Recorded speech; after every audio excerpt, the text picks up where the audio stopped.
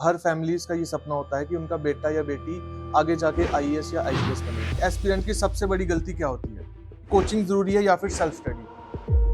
जैसे अभी रिसेंट हमने प्रोटेस्ट देखा जंतर मंतर में सीजेपी का जो प्रोटेस्ट चल रहा था। क्या ऐसे प्रोटेस्ट स्टूडेंट्स को डिस्ट्रैक्ट कर सकते हैं? एक बच्चे में सबसे बड़ी क्वालिटीज़ क्या होनी चाहिए? बहुत सारे पेरेंट्स अपने बच्चों को फोर्स करते हैं कि गो फॉर सिविल सर्विसेज या फिर जेकेएस की तैयारी करो, यूपीएससी की तैयारी करो। तो क्या सर ये पेरेंट्स का स्टूडेंट्स को इस तरीके से फोर्स एक्सर्ट करना ये सही है या गलत है? Preparation for UPSC is a part of life. It is not the entire life. कई बच्चे रील्स देखते हैं कि स्कॉर्पियो का गेट खुल रहा है, एक जो है शूज बाहर आ रहे हैं, टांगे बाहर आ रही हैं, पीछे बैकग्राउंड में सिंघम का गाना बज रहा है और फिर सोचने लगते हैं कि आईपीएस बनना है। मार्केट में लोगों को मिसगाइड करने के लिए, बच्चों को मिसगाइड करने के लिए बहुत सारी चीज़ें भी सर्कुलेट हो रही होती हैं। मैंने देखा है कि कई बच्चे जो है पहले दिन से पंचवर्षीय योजना लेकर के बैठे होते हैं, which is totally a waste of time.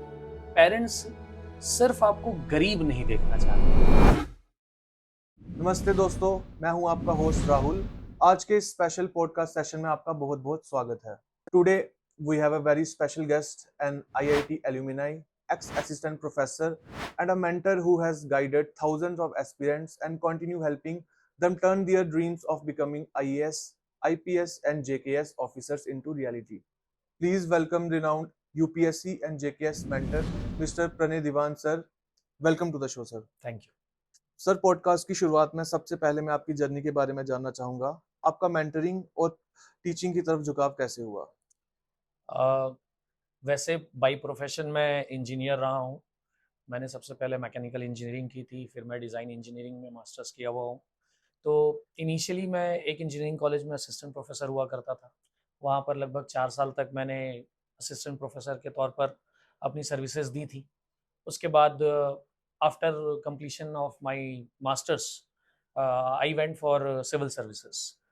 मुझे एक ड्रीम था, मेरे दादाजी भी चाहते थे, तो वो चीज़ों ने मुझे पुश किया और फिर मैं सिविल सर्विसेज़ के प्रिपरेशन में लग गया। आफ्टर क्योंकि मैंने लेट से प्रिपरेशन स्टार्ट की थी, तो बहुत जल्दी मेरी एज कंप्लीट हो गई और इस वजह से मैं केवल 4 अटेम्प्ट से यूपीएससी के दे पाया था। उसके बाद क्योंकि मैं वहाँ सक्सेसफुल नहीं हो पाया था, बट मैंने फुल हार्टेड एफर्ट्स डाले थे। तो मुझे लगा कि ये जो मैंने एफर्ट्स डाले हैं, ये अगर मेरे काम नहीं आ पाए तो शायद किसी और के काम आ जाएँ। और इस ऑब्जेक्टिव के साथ फिर मैंने टीचिंग सिविल सर्विसेज़ के लिए दोबारा से स्टार्ट की, क्योंकि पहले मेरे पास ऑलरेडी टीचिंग का एक्सपीरियंस था।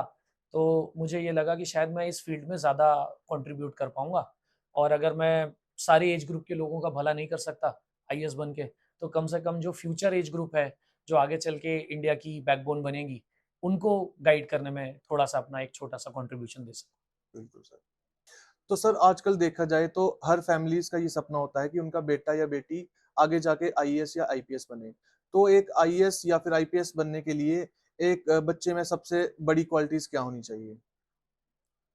देखिए, जैसा आपने इंट्रोडक्शन में ही बताया कि since the colonial times every family in Indian setup हुँ, aspire to have a children who is an officer of IAS और आईपीएस लेवल। तो सोसाइटी में सोशल स्टेटस को एक्वायर करने के लिए, सोशल मोबिलिटी को अचीव करने के लिए हर फैमिली में ये सपने देखे जाते हैं। बट हमको सोसाइटी में ये समझना चाहिए कि हर इंडिविजुअल एक आईएएस या आईपीएस ऑफिसर बन सकता है, बशर्ते वो सही गाइडेंस के अंदर, सही डायरेक्शन में, सही तरीके से मेहनत करे। मोस्टली हमारी सोसाइटी में हर दूसरा बच्चा या हर घर का बच्चा आईएएस बनना तो चाहता है, लेकिन गाइडेंस की कमी की वजह से उनके एफर्ट्स जो है वो वेन्स में चले जाते हैं। जहाँ तक रही बात कुछ बेसिक टेनेंट्स की या बेसिक प्रॉपर्टीज़ की या बेसिक कैरेक्टरिस्टिक्स की जो किसी एक इंडिविजुअल के अंदर होनी चाहिए, तो मेरे हिसाब से कुछ की कैरेक्टरिस्टिक्स हैं, जैसे कि पेशेंस, परसिवरेंस और पैशन। अगर आपके पास पेशेंस है, क्योंकि ये जर्नी ऐसी नहीं है कि आपने आज सपना देखा और कल कंप्लीट हो गया, तो यहाँ पर आपको पेशेंस की बहुत ज़रूरत पड़ेगी। कई बार आपको ड्रॉबैक्स भी मिलेंगे, फेल्योर भी मिलेगा और उस समय आपकी परसिवरेंस चेक होगी कि आप अपनी अगेंस्ट की सिचुएशन में सर्वाइव कर पा रहे हो कि नहीं कर पा रहे। अगर आपका सपना सच्चा है और आप सच्चे दिल से, शिद्दत से इस चीज़ के लिए एस्पायर कर रहे हो, तो आपके अंदर वो परसिवरेंस दिखने लगेगा। And lastly passion. पैशन जो है वो बहुत ज़रूरी होता है, क्योंकि अगर आपके अंदर पैशन नहीं है, तो ये जो बाहर के आडंबर होते हैं, बाहर का जो एक अट्रैक्शन होता है, कई बच्चे रील्स देखते हैं कि स्कॉर्पियो का गेट खुल रहा है, एक जो है शूज़ बाहर आ रहे हैं, टांगे बाहर आ रही हैं, पीछे बैकग्राउंड में सिंघम का गाना बज रहा है और फिर सोचने लगते हैं कि आईपीएस बनना है। तो ये जो एक्सटर्नल रिसोर्सेस हैं, ये बहुत दिनों तक आपको मोटिवेटेड नहीं रख सकते। तो अगर आपके खुद के अंदर एक पैशन है कि नहीं, I have to do it, मैं ये करके दिखाऊंगा या मैं ये करके दिखाऊंगी, then only this journey is for you. Sir Jammu Kashmir और बाकी रीजन्स के कंटेक्स्ट में अगर हम देखें तो जेकेएस और यूपीएससी के पैटर्न में क्या फर्क है? क्या दोनों की तैयारी एक साथ हो सकती है? देखिए, मैं सच कहूँ तो जम्मू एंड कश्मीर के जो बच्चे हैं, वो बहुत ही ज़्यादा मैं समझूंगा कि प्रिविलेज्ड हैं, क्योंकि सिलेबस दोनों का लगभग सेम है। अगर हम देखें तो यूपीएससी और जेकेपीएससी का जब हम कंपेयर करते हैं सिलेबस, तो आपको केवल एक टॉपिक मिलता है जो आपका जेएंडके रीऑर्गेनाइजेशन एक्ट है, जो आपको एडिशनली पढ़ना पड़ता है। हाँ, ये ज़रूर है, एग्ज़ाम पैटर्न में अगर हम रिसेंट ट्रेंड्स देखें, तो पिछले 2-3 सालों में ख़ास करके हिस्ट्री में या फिर कल्चर के कॉन्टेक्स्ट में थोड़ा जेएंडके स्पेसिफिक क्वेश्चंस आ रहे हैं मेंस पर से। बट अदरवाइज़ अगर हम देखें तो दोनों ही एग्ज़ाम की तैयारी आप साइड बाय साइड एक साथ कर सकते हैं। इसके लिए आपको बहुत ज़्यादा एडिशनल एफर्ट्स लगाने की ज़रूरत नहीं है। और मैं बच्चों को प्रिविलेज इसलिए कह रहा हूँ क्योंकि बाकी स्टेट्स की अगर हम बात करें, फॉर एग्ज़ाम्पल अगर हम उत्तर प्रदेश की बात करें या फिर अगर हम छत्तीसगढ़ की बात करें या फिर हम मध्य प्रदेश की बात करें, तो यहाँ पर जो एग्ज़ाम का पैटर्न है, या राजस्थान की बात करें, यहाँ पर जो एग्ज़ाम का पैटर्न है उसमें आप देखेंगे कि सिलेबस में बहुत चेंजेस हैं। कई मायनों में तो मुझे लगता है कि ये स्टेट एग्ज़ाम्स जो हैं, वो ज़्यादा टफ हैं एज़ कम्पेयर टू यूपीएससी, क्योंकि सिलेबस इतना वास्ट हो जाता है, रीजनल इन्फॉर्मेशन इतनी ज़्यादा चाहिए होती है, तो वो ड्रॉबैक जो है जम्मू एंड कश्मीर के बच्चों के लिए नहीं है। तो यहाँ के जितने भी बच्चे सिविल सर्विसेज के लिए प्रिपरेशन कर रहे हैं, मेरा उनको यही एक सुझाव रहेगा, एक गाइडेंस रहेगी कि आप दोनों ही एग्ज़ाम्स को पैरेलली प्रिपेयर कीजिए और टारगेट यूपीएससी को कीजिए, क्योंकि यूपीएससी की तैयारी जब आप करते हैं, तो जेकेपीएससी की तैयारी साथ में ही होती है। सर सबसे ज़्यादा प्रेशर मुझ पे इस बात का आया है, सबसे ज़्यादा डिमांड्स मुझे ये आई हैं और सबसे ज़्यादा क्वेरीज़ मुझे इस बात की आई हैं कि एक बिगिनर को तैयारी शुरू कैसे की जाए? क्या उसे एनसीईआरटीज़ पढ़ने की ज़रूरत है? और स्टूडेंट्स पूछते हैं कि एनसीईआरटी अगर उन्हें वो पढ़ें, तो क्या उन्हें हर सब्जेक्ट की एनसीईआरटी पढ़नी चाहिए या फिर उन्हें सिलेक्टिव रीडिंग करनी चाहिए? देखिए, क्योंकि जो शुरुआत होती है प्रिपरेशन की, वो अलग-अलग एज ग्रुप में और अलग-अलग एक्यूमेन अचीव करने के बाद होती है। कुछ बच्चे ऐसे होते हैं जो 12th के बाद ही प्रिपरेशन स्टार्ट कर देते हैं और उनके पास काफ़ी समय होता है। तो ऐसे बच्चों को तो मैं ये रिकमेंड करूँगा कि आपको 6th टू 10th तक की सारी एनसीईआरटीज़ एक बार गो थ्रू कर लेनी चाहिए, क्योंकि आपके पास टाइम है, 3 साल का ड्यूरेशन है जब तक आप ग्रेजुएट नहीं हो जाते हैं। अगर आप ऑनर्स के साथ कर रहे हैं तो आपको 4 साल का ड्यूरेशन मिलता है, तो सफिशिएंट टाइम होता है। तो वहाँ पे तो आपको सारी एनसीईआरटी पढ़नी चाहिए। लेकिन कुछ बच्चे ऐसे होते हैं जो आफ्टर ग्रेजुएशन आते हैं, कुछ ऐसे भी होते हैं जो पोस्ट ग्रेजुएशन के बाद तैयारी चालू करते हैं, कुछ ऐसे भी बच्चे होते हैं जो जॉब करते-करते तैयारी करते हैं। तो उन सब के लिए मेरा सजेशन होगा कि आपको सब्जेक्ट स्पेसिफिक सेलेक्टेड स्टडी करनी होगी। अगर हम बात करें फॉर एग्जांपल हिस्ट्री की, तो हिस्ट्री में आपको क्लास 6th, क्लास 7th और क्लास 8th की एनसीईआरटी पढ़नी चाहिए और इसके साथ में क्लास 11th और क्लास 12th की एनसीईआरटी पढ़नी चाहिए। क्लास 6th में आपको एंशिएंट की एनसीईआरटी मिलेगी। इसको पढ़ने के बाद आप क्लास 12th की पार्ट 1 एनसीईआरटी पढ़ सकते हैं। क्लास 7th की एनसीईआरटी मिडिवल हिस्ट्री की होगी, उसके बाद आप क्लास 12th का पार्ट 2 पढ़ सकते हैं और फिर क्लास 8th की एनसीईआरटी जो मॉडर्न इंडियन हिस्ट्री की होगी, उसके बाद आप क्लास 12th का पार्ट 3 पढ़ सकते हैं। इतना होने के बाद आप क्लास 11th की एनसीईआरटी पढ़ लीजिए, वहां पर आपको आर्ट एंड कल्चर का सेगमेंट कवर मिल जाएगा। जब आपका ये सारा हो जाए, उसके बाद आपको एक स्पेक्ट्रम की बुक आती है, उस बुक को आप रिफर कर सकते हैं। तो अगर हम बात करें हिस्ट्री के लिए, तो हिस्ट्री के लिए ये सेलेक्टेड रिसोर्सेस सफिशिएंट हो सकते हैं। सिमिलरली अगर हम बात करें कि क्या हर सब्जेक्ट के लिए एनसीईआरटी पढ़ने की जरूरत है, तो मैं साफ-साफ कहूंगा कि हर सब्जेक्ट के लिए आपको एनसीईआरटी पढ़ने की जरूरत नहीं है। फॉर एग्जाम्पल अगर मैं कहूं कि पॉलिटी के लिए, तो मैं आपसे कहूंगा कि पॉलिटी के लिए आपको एनसीईआरटी पढ़ने की जरूरत नहीं है। आप डायरेक्टली बेस से ही अपनी स्टडी जो है वो स्टार्ट कर सकते हैं। सिमिलरली अगर आप मुझसे पूछें कि क्या इकोनॉमी के लिए एनसीईआरटी पढ़ने की जरूरत है, तो मैं क्लियरली कहूंगा कि आपको इकोनॉमी के लिए एनसीईआरटी पढ़ने की जरूरत नहीं है। कोई भी एक फंडामेंटल बुक आप उठा सकते हैं। अदरवाइज आप अगर कैपेबल हैं तो कोचिंग क्लासेस, जो एक प्रेफरेबल कोचिंग क्लासेस हो, एक अच्छा गाइडेंस जहां मिल रहा हो, उसे आप रेफर कर सकते हैं। और मोर और लेस अगर कोई एक अच्छी कोचिंग क्लास है, एक अच्छा मेंटर है, तो वो बेस से लेकर के ही कॉन्सेप्ट बिल्ड करता है और उस सिचुएशन में किसी भी एनसीईआरटी को पढ़ने की जरूरत नहीं पड़ती। हाँ, अगर हम बात करें ज्योग्राफी की, तो ज्योग्राफी में क्लास 9th और क्लास 11 जो कि फिजिकल है। क्लास 11th में आपको 2 एनसीईआरटी मिलती है, वो दोनों, और क्लास 9th की एक एनसीईआरटी। इनको चैप्टर बाय चैप्टर पढ़ना चाहिए। अब चैप्टर बाय चैप्टर पढ़ने का मतलब ये है कि जिस तरीके से हिस्ट्री में जब आप पढ़ोगे तो क्लास 6 की जो एनसीईआरटी है वो एंशिएंट हिस्ट्री की है। तो उस एनसीईआरटी को पढ़ने के बाद जब आप क्लास 12th पढ़ोगे तो कई जगहों पर आपको लगेगा कि रिपीटेशन हो रहा है, लेकिन कुछ एडिशन भी होगा, साथ ही साथ आपका रिवीजन भी होगा। तो पैरेलली अगर हम ज्योग्राफी के कॉन्टेक्स्ट में बात करें तो क्लास 9th की जो एनसीईआरटी है उसका पहला चैप्टर आप पढ़िए, इंडिया एंड इट्स लोकेशन आपको मिलेगा। उसके बाद आप क्लास 11 की जो एनसीईआरटी है उसको पढ़ लीजिए, वहां पर भी सेम चैप्टर मिलेगा। कुछ एडिशनल इंफॉर्मेशन आपको मिलेगी, रिवीजन भी हो जाएगा, एडिशन भी हो जाएगा। लेकिन क्लास 9th और क्लास 11 की एनसीईआरटी आपको कवर टू कवर पढ़नी चाहिए। यानी कि अगर मैं सही मायनों में कहूं कि वहां पर अगर जनगण मन लिखा हुआ है तो आपको वो भी पढ़ना चाहिए। हाँ, जरूर खड़े होकर पढ़ना चाहिए। और इसके अलावा अगर हम देखें तो क्लास 10th और क्लास 12th की जो एनसीईआरटी है उसको आप एक रेफरेंस बुक के तौर पर रेफर कर सकते हैं, क्योंकि वो लार्जली ह्यूमन और इकोनॉमिक ज्योग्राफी से है, जो कि लार्जली फैक्चुअल क्वेश्चंस वहां पर आपको देखने को मिलते हैं। तो वहां पर एनसीईआरटी बहुत ज्यादा आपको हेल्प नहीं कर पाएगी। लेकिन अगर हम फिजिकल ज्योग्राफी की बात करें तो वहां पर बहुत सारी कॉन्सेप्ट्स यूज होते हैं एनसीईआरटी के अंदर ही, तो वो आपको cover to cover text book की तरह रेफर करनी चाहिए। ये चारों जो सब्जेक्ट्स हमने डिस्कस किए, चाहे वो हिस्ट्री हो, ज्योग्राफी हो, पॉलिटी हो, इकोनॉमी हो, ये आपके कोर सब्जेक्ट्स हैं। इसके अलावा जो आपको सब्जेक्ट्स देखने को मिलते हैं, for example environment and ecology हो गया, इंटरनेशनल रिलेशन हो गया, इंटरनल सिक्योरिटी हो गया, गवर्नेंस हो गया, society social issue, social justice हो गया, इन सभी सब्जेक्ट्स के अंदर एक कॉमन थ्रेड है, और वो कॉमन थ्रेड ये है कि ये सभी सब्जेक्ट्स एप्लीकेशन बेस्ड सब्जेक्ट्स हैं। मतलब अगर आपका कोर बेस बना हुआ है तो आप इन सब्जेक्ट्स को आसानी से पढ़ सकते हैं। तो यहाँ पर एज सच बहुत ज्यादा एनसीईआरटी रिफर करने की जरूरत नहीं पड़ती है। कोई भी एक स्टैंडर्ड स्टडी मटेरियल किसी भी इंस्टीट्यूट का अगर आपको मिल जाता है तो वो आप रेफर कर लेंगे, तो वहां से आपके इन सब्जेक्ट्स की प्रिपरेशन हो जाती है। रही बात एथिक्स की, तो एथिक्स के लिए इन जनरल मैं दो बुक्स रेफर करने के लिए कहता हूँ। एक आपको लेक्सिकॉन की बुक मिलती है जो कॉन्सेप्ट बिल्डिंग में आपको हेल्प करती है। इसके अलावा एक डीकोड एथिक्स की बुक आती है जो कि आंसर राइटिंग फॉर्मेट में है। कुछ सेलेक्टेड बच्चों ने वो लिखी हुई है जो ऑफिसर्स बन चुके हैं, तो वहां पर आपको वो आंसर राइटिंग प्रैक्टिस में हेल्प करता है। हाँ, इसके साथ आपको अपने लाइफ के प्रैक्टिकल एक्सपीरियंसेस को भी इनकलकेट करना चाहिए। मैं सभी एस्पिरेंट से, सभी बच्चों से ये क्लियर कट मैसेज देना चाहूंगा उनको कि इस बात को समझना होगा कि यूपीएससी जो है वो एक एग्जाम नहीं है, ये test of your life experience है। आपने अपने लाइफ टाइम में जो भी सीखा है वो आप उन पेपर्स में जो है इम्प्रिंट करते हैं, और उन इम्प्रिंट्स के बिहाफ पर आपकी पर्सनैलिटी को जज किया जाता है। तो आप इसको कृपया ऐसे ना सोचें कि हम केवल बुक्स पढ़ के नॉलेजेबल हो जाएंगे। UPSC is not a test of knowledge, rather it is a test of skill and personality।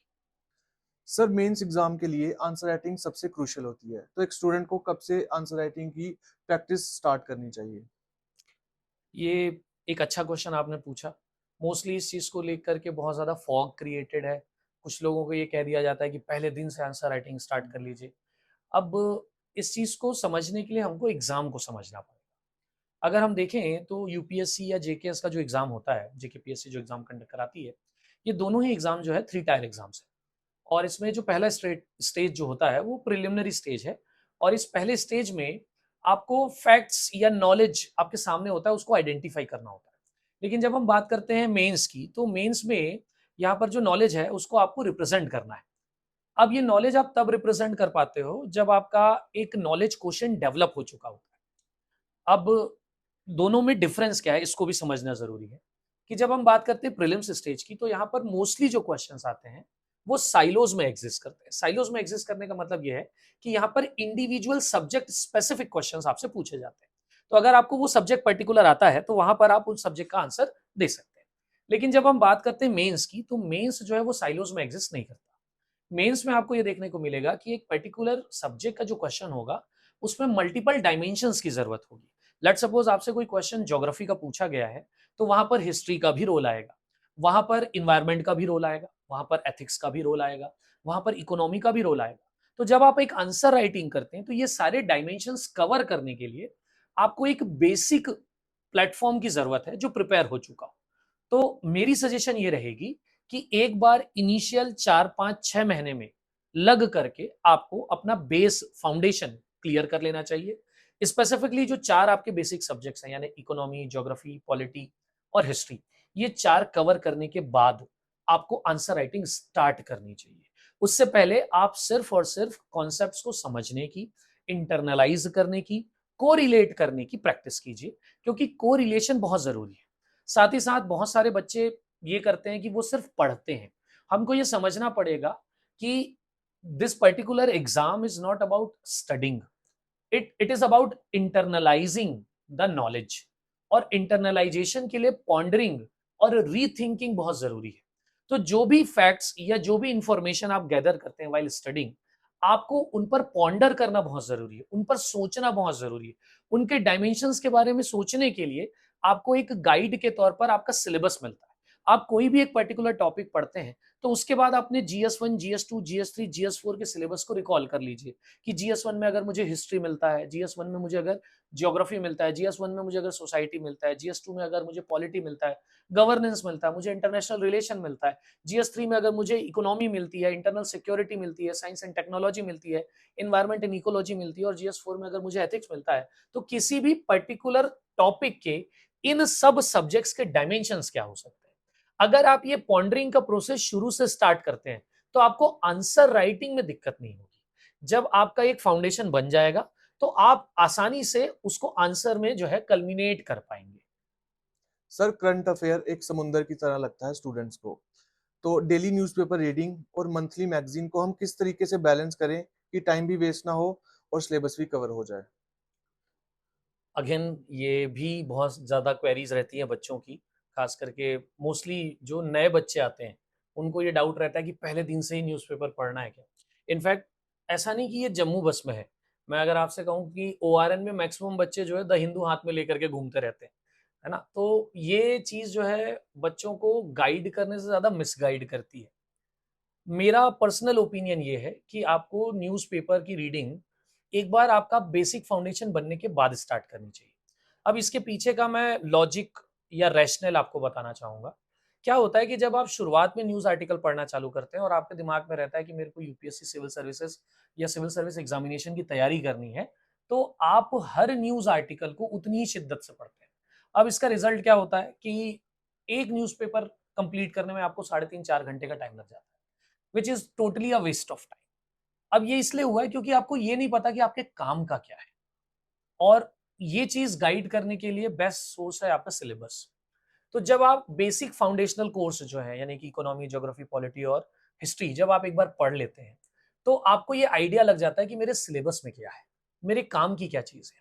और इसका इम्पैक्ट ये होता है कि फिर आप न्यूज़ आर्टिकल्स जो पढ़ते हैं, उसमें से केवल काम की चीज़ें निकालते हैं। अगर मैं आपसे कहूँ कि हाफ पेज में अगर एक न्यूज़ आर्टिकल छपा हुआ है, तो इनवेरिएबली उस न्यूज़ आर्टिकल में अगर 200 लाइनें हैं, तो 200 लाइन में से 2 लाइन आपके काम की होती है।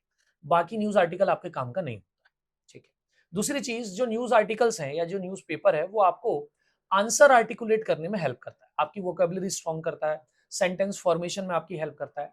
तो उसकी ज़रूरत आपको तब होती है जब आप मेंस आंसर राइटिंग की प्रैक्टिस स्टार्ट करते हैं। तो जैसा इससे पहले वाले क्वेश्चन में मैंने जवाब दिया था कि आपको इनिशियली फोकस करना चाहिए कॉन्सेप्ट बिल्डिंग पर। जब आपका एक बार 5-6 महीने की ड्यूरेशन में कॉन्सेप्ट बिल्डिंग हो जाए, फिर आपको न्यूज़पेपर की रीडिंग स्टार्ट करनी चाहिए। अब दूसरा सवाल ये, तो क्या हमको न्यूज़ आर्टिकल बिल्कुल छोड़ ही देने चाहिए? तो मैं कहूँगा कि नहीं। आज की डेट पे बहुत सारे इंस्टीट्यूट जो हैं वो यूट्यूब में फ्री में द हिंदू का एडिटोरियल एनालिसिस पब्लिश करते हैं। वो वेल वर्स होते हैं, उनको पहले से ये इन्फॉर्मेशन होती है, वो एक्स एस्पिरेंट्स रह चुके होते हैं और उनको सिलेबस का आइडिया होता है। तो वो सारी काम की चीज़ें 30 मिनट, 40 मिनट के वीडियो में बता देते हैं। तो आप ये कर सकते हैं कि रात में डिनर करने के बाद छत पे टहलते हुए या वॉक करते हुए हेडफ़ोन लगा करके डबल स्पीड में उन वीडियोज़ को देखें, सिर्फ़ सुनें। क्योंकि हमको ये समझना पड़ेगा कि नॉलेज कहीं से भी मिले, वो आपके काम का है। नॉलेज का इकलौता सोर्स जो है वो केवल रीडिंग नहीं हो सकता, ठीक है? तो जिस भी सोर्स से आपको नॉलेज मिल रहा है, आपको नॉलेज गैदर करना चाहिए। अल्टीमेटली आप एक ऑफिसर बनने के बाद मैन मैनेजमेंट ही करने वाले हैं। तो अगर आज की डेट पे आप अपने रिसोर्सेज को मैनेज नहीं कर पाते हैं, तो फिर आगे चल के कैसे कर पाएँगे? तो आज अगर आपके बदले कोई और मेहनत कर रहा है, तो आपको उस पर्टिकुलर फील्ड में मेहनत करने की ज़रूरत नहीं है, क्योंकि वो जो टाइम सेविंग होगी, वो किसी और फील्ड में यूज़ हो जाएगी, किसी और सब्जेक्ट में आपको ज़्यादा हेल्प करेगी। डेली बेसिस पर रिलीजियसली अगर आप सुन रहे हैं, तो 5-6 महीने में ये सारी चीज़ें आपके बैक ऑफ माइंड में स्टोर होने लगती हैं। फिर जब आप लास्टली मंथ के एंड पर कोई मॉड्यूल्स पढ़ते हैं या ईयर एंड पर कोई मॉड्यूल पढ़ते हैं, तो आपको ये सारी चीज़ें रिकॉल हो जाती है कि हाँ, ये सारी चीज़ें मैंने पढ़ी हुई है और इस तरीके से रिवीजन भी हो जाता है और प्रिपरेशन भी हो जाती है। एक बार जब आपका बेसिक सिलेबस खत्म हो जाए, जो बेस कोर सब्जेक्ट्स हैं वो खत्म हो जाए, उसके बाद आप न्यूज़ आर्टिकल पढ़ना चालू कर सकते हैं, क्योंकि तब आपको आइडिया लग चुका है कि अब कौन से आर्टिकल्स मेरे काम के हैं, कौन सा लाइन मेरे काम का है, कौन सा टॉपिक मेरे काम का है, और फिर उस हिसाब से आप जो है स्क्रूटनी कर सकते हैं और स्क्रूटनाइज्ड मटेरियल को इनकलकेट कर सकते हैं अपने नॉलेज डोमेन में।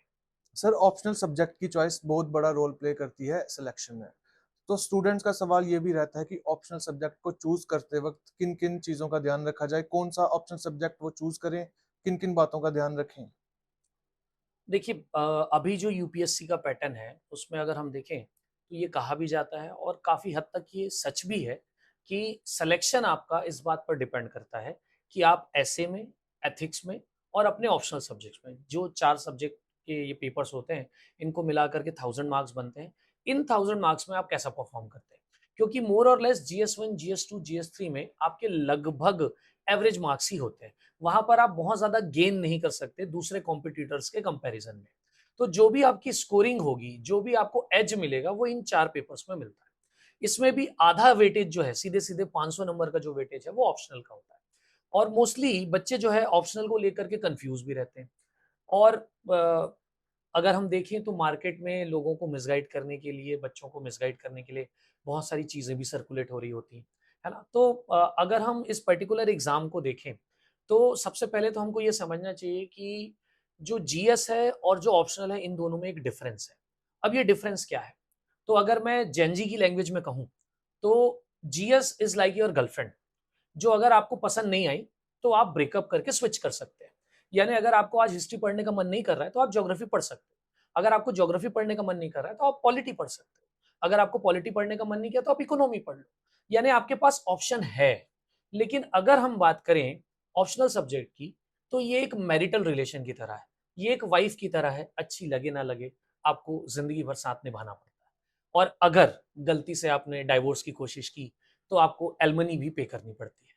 और ये एलिमनी जो है वो आपके ईयर के कंपैरिजन में होगी, ईयर के टर्म्स में होंगी, आपके एफर्ट्स के टर्म्स में होंगी। तो ऑप्शनल चूज़ करते समय हमें एक वाइज़ डिसीजन लेना बहुत ज़रूरी है। नाउ, अब सवाल ये होता है कि हम अपना ऑप्शनल कैसे चूज़ करें?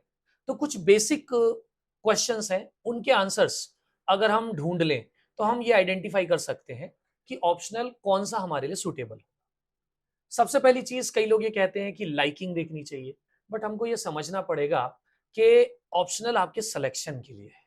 सिलेक्शन के बाद आपका ऑप्शनल आपके करियर ग्रोथ में बहुत ज़्यादा हेल्प नहीं करने वाला है। तो इस पर्सपेक्टिव से मैं ये सजेस्ट करूँगा कि सबसे पहली चीज़ आपको ये देखनी चाहिए कि ऑप्शनल छोटा, क्रिस्प और कॉमन अंडरस्टैंडिंग का होना चाहिए। दूसरी बात, अगर हम बात करें तो ऑप्शनल ऐसा नहीं होना चाहिए जो बिल्कुल यूनिक हो, क्योंकि अगर ऑप्शनल यूनिक होगा तो आपको पीयर ग्रुप नहीं मिलेगा। ऑप्शनल अगर यूनिक होगा तो वहां पर आपको मटेरियल नहीं मिलेगा। ऑप्शनल अगर यूनिक होगा तो वहां पर आपको गाइडेंस मिलने में दिक्कत होगी। तो आप उन ऑप्शनल्स को ऑप्ट कर सकते हैं जिनके लिए आसानी से peer group, study material, guidance available हो। जैसे अगर हम आज के ट्रेंड की बात करें तो आपको देखने को मिलेगा कि सोशियोलॉजी, पीएसआईआर, ज्योग्राफी, एंथ्रोपोलॉजी, ये 4 ऐसे सब्जेक्ट्स हैं जो जिसके लिए आपके पास पीयर ग्रुप, स्टडी मटेरियल और गाइडेंस आसानी से अवेलेबल है। इसके अलावा और भी अच्छे सब्जेक्ट्स हैं, लेकिन अगर आप मुझसे ये पूछें कि अगर कोई इंडिविजुअल अपने बैकग्राउंड का सब्जेक्ट चूज ना करना चाहे तो कौन से सब्जेक्ट्स होने चाहिए, तो मैं सजेस्ट करूंगा कि आप इन 4 सब्जेक्ट्स में से किसी को भी ऑप्ट कर सकते हैं, depending on your liking and disliking. जो अगला फैक्टर होगा वो लेंथ ऑफ दी सब्जेक्ट होगा, क्योंकि बहुत ज्यादा लेंदी ऑप्शनल होने पर उसका अगर जीएस के साथ बहुत ज्यादा ओवरलैप नहीं है, तो वो आपकी प्रिपरेशन को डिरेल कर सकता है। क्योंकि 500 नंबर के लिए आप अपने सिलेक्शन को खतरे में नहीं डालेंगे, लेकिन ये 500 नंबर गेन करना भी आपके लिए बहुत जरूरी है। तो इसलिए मैं सजेस्ट करूंगा कि आपको ऑप्शनल ऑप्ट करते समय ये भी ध्यान रखना चाहिए कि कौन सा ऑप्शनल छोटा है और कौन सा ऑप्शनल बड़ा है। ठीक, अगर हम छोटे ऑप्शनल्स की बात करें तो आपको लिटरेचर सब्जेक्ट्स मिलेंगे जो बहुत छोटे होते हैं, लेकिन अगर वो लिटरेचर सब्जेक्ट्स आपको मगेशन करने पड़े तो उनको ऑप्ट करने का कोई फायदा नहीं। क्यों? क्योंकि वो मगेशन आपके लिए बहुत ज्यादा हेक्टिक हो जाएगा। तो उस सिचुएशन में फिर आपको सोशियोलॉजी या एंथ्रोपोलॉजी की तरफ जाना चाहिए। देन अगर हम इसके अलावा क्राइटेरियाज देखें तो scoring pattern is also a very very important criteria. कई ऑप्शनल जो है बहुत अच्छे होते हैं, लेकिन उस पर आप अगर रिसेंट ट्रेंड ऑब्जर्व करें तो स्कोरिंग बहुत अच्छी नहीं आ रही होती है। ठीक है, जैसे अगर हम बात करें पिछले 5 सालों के पैटर्न की, तो आप यूपीएससी टॉप 10 स्कोरर उठा के देख सकते हैं। वहां पे आपको ये देखने को मिलेगा कि हर साल टॉप 10 में से 3 बच्चे सोशियोलॉजी से आ रहे हैं। हर साल आपको रिप्रेजेंटेशन जो है वहां पर एंथ्रोपोलॉजी का देखने को मिलता है। हर साल वहां पे आपको बच्चे ज्योग्राफी और पीएसआईआर से देखने को मिलते हैं। ठीक है, तो आप ऐसे सब्जेक्ट्स को ऑप्ट कर सकते हैं। इसका कतई मतलब ये नहीं है कि दूसरे ऑप्शनल्स अच्छे नहीं हैं, लेकिन इसका मतलब ये जरूर है कि कौन सा ऑप्शनल आसानी से आपको आपकी मंजिल तक पहुंचा सकता है। एक फैक्टर ये भी होता है कि आपका अगर बैकग्राउंड है, तो उस बैकग्राउंड के सब्जेक्ट को आपको चूज करने में हिचकिचाहट नहीं होनी चाहिए, लेकिन वो सब्जेक्ट लंबा या बड़ा नहीं होना चाहिए। जैसे अगर मैं कहूं, तो मैंने खुद जो है इंजीनियरिंग ऑप्शनल ऑप्ट किया था, और उस इंजीनियरिंग ऑप्शनल ने मेरे सिलेक्शन के ना होने में बहुत क्रूशियल रोल प्ले किया। ठीक है, आप अगर सक्सेस रेट भी देखें, यूपीएससी हर साल अपनी एनुअल रिपोर्ट पब्लिश करती है, जो पार्लियामेंट में सबमिट भी होती है। तो उस रिपोर्ट में भी आपको ये देखने को मिल जाएगा कि किस रेशियो में बच्चे किसी पर्टिकुलर ऑप्शनल को ऑप्ट करते हैं, और उस बिहाफ पर कितने बच्चों का सक्सेस रेट में इंक्लूजन होता है। तो वो भी आपके लिए एक गाइड की तरह एक्ट कर सकता है। सर कई बार यूपीएससी या जेकेएस की जर्नी सालों साल लंबी चलती है, तो डीमोटिवेट होना स्टूडेंट्स के लिए कॉमन सी बात हो जाती है। तो मेरा सवाल आपसे ये है कि कंसिस्टेंसी कैसे मेंटेन रखें। देखिए, ये सभी बच्चों को ध्यान रखना चाहिए कि आप जिस एग्जाम की तैयारी करने के लिए आ रहे हैं, ये कोई आसान एग्जाम नहीं है। अब इस एग्जाम में मैं ये नहीं कहूंगा कि ये एग्जाम टफ है, लेकिन ये आपसे एक परसिवरेंस की डिमांड जरूर करता है। अब परसिवरेंस की डिमांड का मतलब ये है यहाँ पर कि आपको बार बार फेलियर का सामना करना पड़ सकता है, लेकिन उसके बाद भी आपको गिव अप नहीं करना है। अब कई ऐसे टॉपर्स होते हैं जिनका 3 बार 4 बार प्रीलिम्स ही क्वालिफाई नहीं हुआ होता है, और फिर नेक्स्ट अटेम्प्ट में जो है वो डायरेक्टली रैंक 1 ले आते हैं।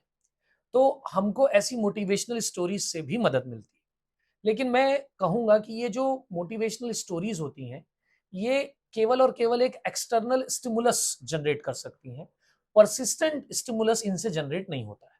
परसिस्टेंट स्टिमुलस जो है वो आपकी जिल या जो आपकी जिद है वो जनरेट करती है, और वो तब होती है जब आप सच्चे दिल से चाह रहे होते हैं कि आपको ऑफिसर बनना है ना। लेकिन इसका मतलब ये नहीं है, मैंने देखा है कि कई बच्चे जो है पहले दिन से, जिस दिन वो सिविल सर्विसेज की तैयारी चालू करते हैं, उस दिन से वो पंचवर्षीय योजना लेकर के बैठे होते हैं।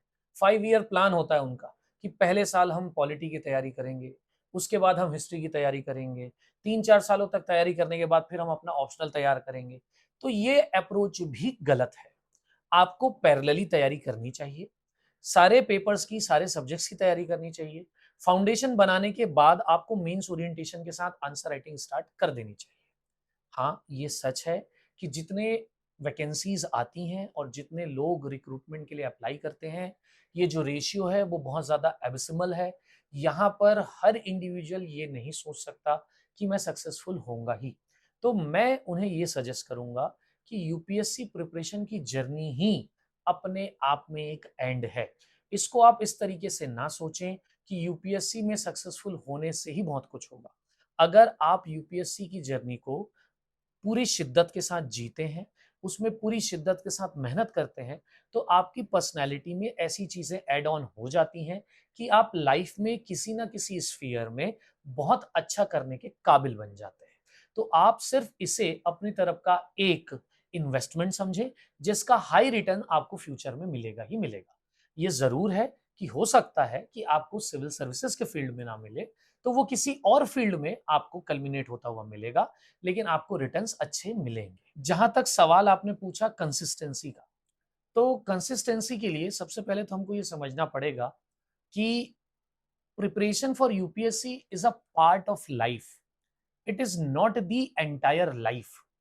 अगर आप इस इथोस के साथ कंटिन्यू करते हैं कि मेरे दिन का एक हिस्सा प्रिपरेशन में लगना चाहिए, लेकिन उसके अलावा जिंदा रहने के लिए, लाइवली रहने के लिए मुझे और भी चीजों में इंडल्ज होना चाहिए, तो इससे मेंटल बैलेंस बना रहता है। एडिशनल प्रेशर आपके ऊपर डेवलप नहीं होता।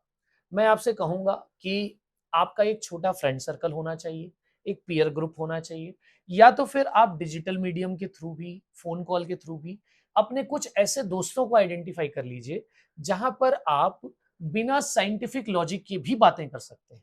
ऐसी बातें जो आप अपने दोस्तों के बीच में करते हैं जिनके पीछे कोई लॉजिक नहीं होता, उनके कोई सर पैर नहीं होता, फिर भी आप उन पर बात करते हैं और हँसते हैं, मुस्कुराते हैं। हमको इस बात को समझना पड़ेगा कि जब हम कोई भी एजुकेशनल पर्पज़ से एक्टिविटी करते हैं, तो हमारे जो ब्रेन के सेल्स और टिश्यूज़ हैं, उनमें स्ट्रेस आता है और इस स्ट्रेस को रिलीज़ करने के लिए हमारा नॉर्मल एक्टिविटी में इंडल्ज होना बहुत ज़रूरी है।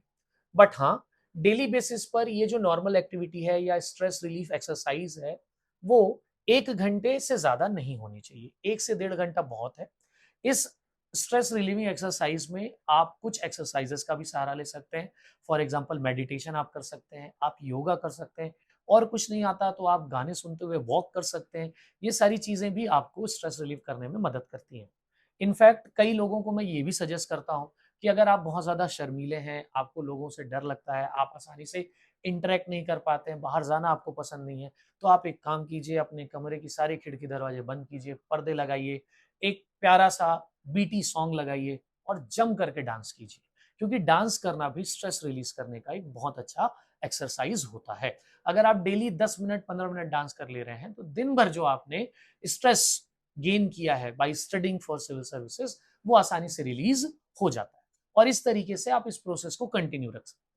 कुछ बच्चों के साथ ये गलती होती है कि वो इसे ही जीने और मरने का सवाल बना लेते हैं और जब ऐसा करते हैं, खास करके मिडिल क्लास के बच्चे जिनके यहाँ इकोनॉमिक लायबिलिटीज उनके ऊपर बहुत ज़्यादा होती हैं, तो ऐसे बच्चे बहुत जल्दी स्ट्रेस में आते हैं और बहुत ज़्यादा मेंटल इश्यूज के शिकार हो जाते हैं।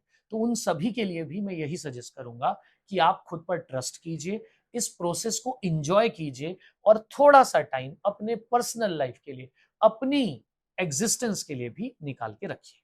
सर देखा जाए तो आजकल सोशल मीडिया और डिजिटल डिस्ट्रैक्शन बहुत ज़्यादा हो गया है। तो एक सीरियस एस्पिरेंट को स्मार्टफ़ोन का किस तरीके से इस्तेमाल करना चाहिए? सोशल मीडिया का कितना यूज़ करना चाहिए? यूज़ करना भी चाहिए या नहीं करना चाहिए? ये प्लीज़ आप एक बार समझा दीजिए स्टूडेंट्स को।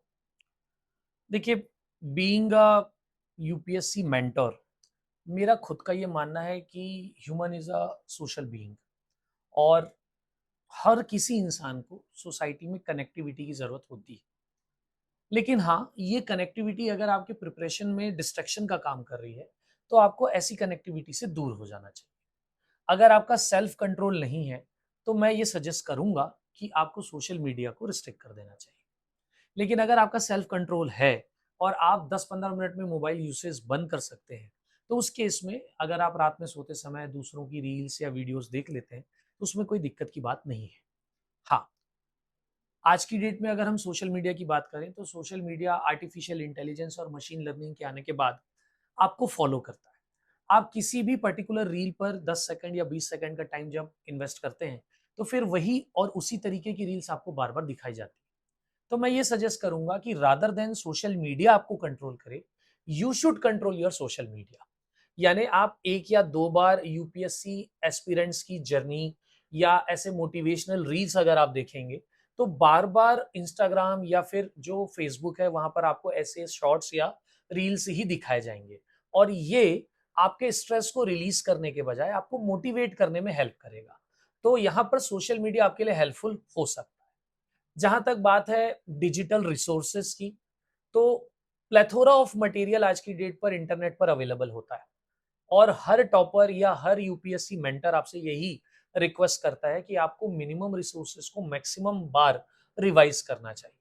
तो मैं ये ज़रूर आपको रिक्वेस्ट करूँगा कि डिजिटल रिसोर्सेज जो है, वो आप रेफ़र करते समय अपना जो फाउंडेशनल बेस है, उसके बाद ऐड ऑन करें। फर्स्ट स्टेज पर ही आप डिजिटल रिसोर्सेज पर रिलाय ना करें। साथ ही साथ कड़वी है लेकिन सच्चाई यही है कि बहुत सारे इंस्टीट्यूट्स के जो डिजिटल प्लेटफॉर्म पर मटेरियल अवेलेबल होते हैं, वो टीचर्स खुद प्रिपेयर नहीं करते हैं। वो स्टूडेंट्स के हाथ में होता है जो 1 या 2 बार अटेम्प्ट दे चुके हैं, ऐसे बच्चे होते हैं और वो ये मटेरियल प्रिपेयर कर रहे होते हैं। तो ऐसे मटेरियल्स में गलती होने की प्रोबेबिलिटी या चांसेस ज़्यादा होते हैं और ऐसे मटेरियल को जब आप पढ़ते हैं और आपने फाउंडेशन अपना नहीं बनाया हुआ है, तो उस केस में आपके माइंड में डाउट्स क्रिएट होते हैं और ये सेल्फ डाउट में कल्मिनेट हो जाते हैं, जो कि आपको डीमोटिवेट कर सकते हैं, आपको इस स्टिग्मा में डाल सकते हैं, इस थॉट प्रोसेस में डाल सकते हैं कि शायद आपको कुछ नहीं आता या आपने ढंग से पढ़ाई नहीं की है। तो इसलिए भी मैं आपसे ये सजेस्ट करूंगा कि डिजिटल प्लेटफॉर्म पे जो मटेरियल अवेलेबल है उसको अपना सेकेंडरी सोर्स बनाएं, ना कि प्राइमरी सोर्स। प्राइमरी सोर्स आपके फाउंडेशनल कोर्स को बनाएं, फाउंडेशनल सब्जेक्ट्स को बनाएं, फाउंडेशनल बुक्स को बनाएं, रेफरेंस बुक्स को ना बनाएं।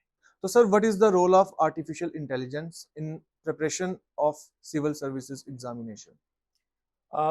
In contemporary times, if we neglect the influence of artificial intelligence, that can be disastrous. But we have to recognize that the artificial intelligence has been created by the human itself. So, artificial intelligence cannot be a substitute of human. It can supplement your efforts. तो आप अपनी तैयारी में artificial intelligence की help ले सकते हैं। For example chat GPT हो गया, या ग्रूक हो गया, या जेमिनाई हो गया।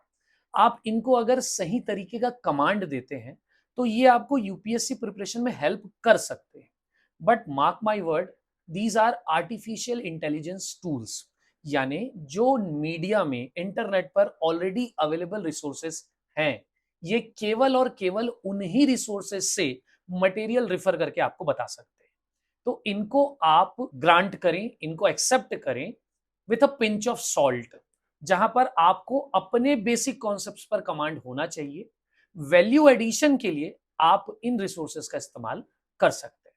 देख, again I will reiterate that it can supplement your preparation, but it can not displace an individuals efforts.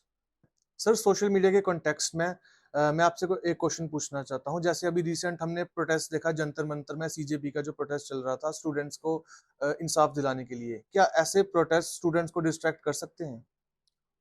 देखिए, यहां पर हमको ओवर एनकम्पासिंग व्यू रखना पड़ेगा कि ये जो प्रोटेस्ट स्टार्ट हुआ था, या इस प्रोटेस्ट का जो रिटर्न मोटिव था, या जो फ्रंट मोटिव था, वो यही था कि नीट का जो पेपर लीक हुआ है उसको लेकर के जो बच्चों में डिसकंटेंट है उसको शोकेस करना। लेकिन जब हम इस प्रोटेस्ट को देखते हैं तो being a civil service aspirant, हमको ये ऑब्जर्व करना पड़ेगा कि जिस ग्रोथ ट्रेजेक्टरी को आज की डेट पर इंडिया फॉलो कर रहा है, ये ग्रोथ ट्रेजेक्टरी बहुत सारे वर्ल्ड पावर्स के लिए अनहैपनिंग है।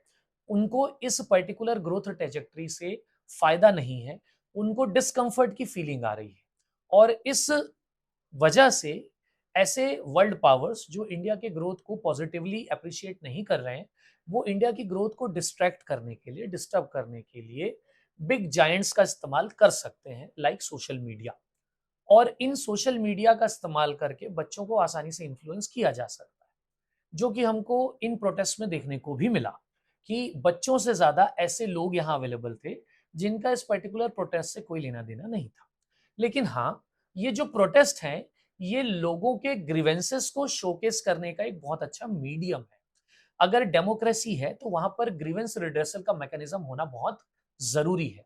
और ऐसी सिचुएशन में सोशल मीडिया आपको ग्रीवेंस रिड्रेसल का एक टूल अवेल कराता है। लेकिन सोशल मीडिया अगर आपके अंदर बॉडी में जनरेट होने वाले हैप्पी और सैड हार्मोन्स को इंक्रीज और डिक्रीज करता है by showcasing same and same reels again and again, तो ये आपकी प्रिपरेशन में डिस्ट्रैक्शन का काम कर सकता है। तो ऐसी सिचुएशन में आपको ऐसी सोशल मीडिया साइट्स से थोड़ा दूर होना चाहिए। Most of the students during the protest of CJP in Jantar Mantar were get influenced by such posts. Emotional attachment हो जाता है उनका कि हाँ, हम स्टूडेंट्स हैं, हम इतने दिनों से तैयारी कर रहे हैं, हार्ड वर्क कर रहे हैं, हमको सक्सेस नहीं मिल रही है, शायद सिस्टम ही गलत है। लेकिन हमको ये समझना पड़ेगा कि पूरा गवर्नेंस अगर किसी एक प्रिंसिपल पर टिका हुआ है तो दैट इज ट्रस्ट। अगर आप किसी भी इंस्टीट्यूट पर ट्रस्ट नहीं करेंगे तो फिर गवर्नेंस कंट्री का ऑपरेट नहीं हो पाएगा।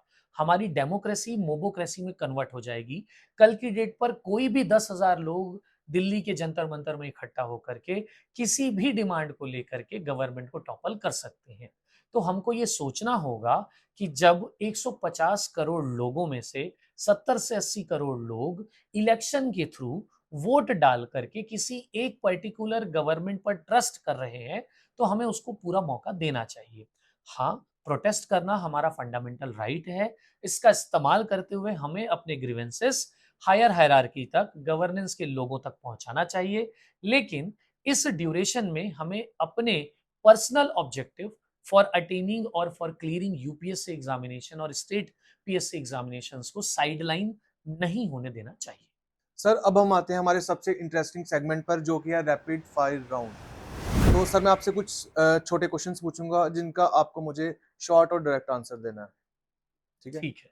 तो सर पहला क्वेश्चन ये है कि एस्पिरेंट की सबसे बड़ी गलती क्या होती है?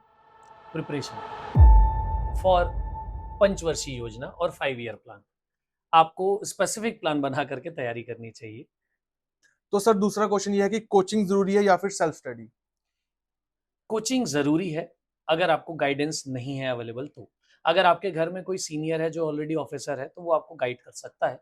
उस केस में आपको कोचिंग की ज़रूरत नहीं है। अदरवाइज़ गाइडेंस के लिए कोचिंग की बहुत ज़रूरत है। तो सर तीसरा क्वेश्चन ये है कि आपका सबसे फेवरेट सब्जेक्ट कौन सा है जो आपको पढ़ाने में सबसे ज्यादा मजा आता है? देखो, यूपीएससी की जहाँ तक बात है तो सारे सब्जेक्ट्स अच्छे हैं। लेकिन अगर आप मुझसे पूछो कि मेरी पहली माशूका कौन है, तो मैं पॉलिटी का नाम लूँगा। तो सर मेरा फोर्थ क्वेश्चन ये है कि एस्पिरेंट्स के लिए आप कोई ऐसी बुक बताओ जो हर एस्पिरेंट को पढ़नी चाहिए। Constitution of India. तो सर मेरा फिफ्थ और लास्ट क्वेश्चन ये है कि एस्पिरेंट्स के लिए सक्सेस मंत्र क्या है, हार्ड वर्क या स्मार्ट वर्क? मैं कहूँगा hard work in a smart way is the right way for getting success in civil service examinations. Sir students बोलते हैं कि यूपीएससी या जेकेएस की तैयारी के लिए 18 घंटे तक पढ़ना पड़ता है। हॉनेस्टली बताओ सर, आपने कभी 18 घंटे तक पढ़ाई की है? हाँ, हाँ, मैंने भी 18 घंटे की पढ़ाई की है, लेकिन वो 18 घंटे 48 घंटों में निकालने पड़ते थे। सर जब किसी स्टूडेंट का स्टडी को लेके मूड ऑफ होता है तो वो आपके पास आता है, लेकिन मैं जानना चाहता हूँ जब प्रणय सर का मूड ऑफ होता है तो वो क्या करते हैं? यार मैं सच बताऊँ आपको तो मैं म्यूज़िक का बहुत लवर रहा हूँ और इवन कई बच्चे मुझसे ये भी कहते हैं, कई इंस्टीट्यूट्स में जो फैकल्टी रूम्स होते हैं वो इंस्टीट्यूशंस के आसपास ही होते हैं। तो बच्चे मेरे म्यूज़िक अफेक्शन को ऑब्ज़र्व भी करते हैं और गाने भी सुन लेते हैं और फिर बच्चे वो गाने सुनने लगते हैं। तो मुझे जब कभी भी स्ट्रेस आता था तो मैं म्यूज़िक की तरफ मुड़ता था। जब कभी भी मेरा मूड नहीं हो रहा होता था तो मैं उस हिसाब से म्यूज़िक सुनता था। जैसे अगर मैं कहूँ तो एक सीरियल आया था महाभारत, उसका टाइटल सॉन्ग जो है वो बहुत ही ज़्यादा इंस्पिरेशनल है और अगर आप उसका कैरियोके यानी जो इंस्ट्रूमेंटल वर्ज़न सुनते हैं, तो वो आपको डिस्टर्ब भी नहीं करता है। तो मैं लूप में लगा करके उसको कई बार सुनता था, तो 2 घंटे 3 घंटे पढ़ने के बाद अगर मैं स्ट्रेस लेवल मेरा हाई हो जाता था, मुझे पढ़ाई में फ़ोकस करने में दिक्कत होती थी, तो मैं 2 से 3 बार वो इंस्ट्रूमेंटल सॉन्ग सुनता था और मैं फिर से री एनर्जाइज़ होकर के तैयारी शुरू कर देता था। सर बहुत सारे पेरेंट्स अपने बच्चों को फोर्स करते हैं कि गो फॉर सिविल सर्विसेज या फिर जेकेएस की तैयारी करो, यूपीएससी की तैयारी करो। तो क्या सर ये पेरेंट्स का स्टूडेंट्स को इस तरीके से फोर्स एक्सर्ट करना ये सही है या गलत है? देखिए, मैं इस कॉन्टेक्स्ट में मेरे अर्लियर स्टेट से ही एक कॉमेडियन आते हैं, जाकिर खान, उनको कोट करना चाहूँगा कि पेरेंट्स सिर्फ़ आपको गरीब नहीं देखना चाहते हैं। तो पेरेंट्स अगर आपको ये सजेस्ट कर रहे हैं कि आपको सिविल सर्विसेज़ की प्रिपरेशन करनी चाहिए, तो वो आपका भला चाह रहे हैं इसलिए वो आपको सजेस्ट कर रहे हैं। बट हाँ, ये भलाई या ये सजेशन कभी भी कंपल्सिव नहीं होना चाहिए क्योंकि कंपल्सन से हमेशा स्ट्रेस डेवलप होता है और इस स्ट्रेस में, इस मेंटल फटीग में बच्चे बेटर परफॉर्म नहीं कर पाते हैं। तो rather than having a compulsive tone, parents must have a suggesting tone. Parents should be their friends rather than their tutor. Sir आपके साथ बात करके बहुत सीखने को मिला और मुझे पूरा यकीन है कि जितने भी यूपीएससी या जेकेएस एस्पिरेंट्स इस पॉडकास्ट को देख रहे होंगे उन्हें बहुत क्लैरिटी मिली होगी। आपके इस प्लेटफॉर्म के थ्रू मुझे भी बहुत सारे एस्पिरेंट्स से, बहुत सारे स्टूडेंट्स से, बहुत सारे पेरेंट्स से कनेक्ट होने का मौका मिला। इसके लिए मैं आपके प्लेटफॉर्म को बहुत बहुत थैंक यू बोलना चाहूँगा और जितने भी स्टूडेंट्स या एस्पिरेंट्स सिविल सर्विसेज के लिए प्रिपरेशन कर रहे हैं, मैं उन सभी से कहना चाहूँगा कि go for it, you can do it. तो सर पूरी स्टूडेंट कम्युनिटी की तरफ से आपका बहुत बहुत धन्यवाद हमारे पॉडकास्ट पे आने के लिए। Thank you very much. अगर आप प्रणय सर से कोई भी क्वेश्चन पूछना चाहते हैं तो कमेंट सेक्शन में मेंशन करना ना भूलें। तो दोस्तों अगर आपको ये पॉडकास्ट पसंद आया तो इस वीडियो को लाइक, शेयर और चैनल को सब्सक्राइब जरूर करें। मिलते हैं अगले पॉडकास्ट में, तब तक के लिए कीप ग्रोइंग, कीप लर्निंग। धन्यवाद।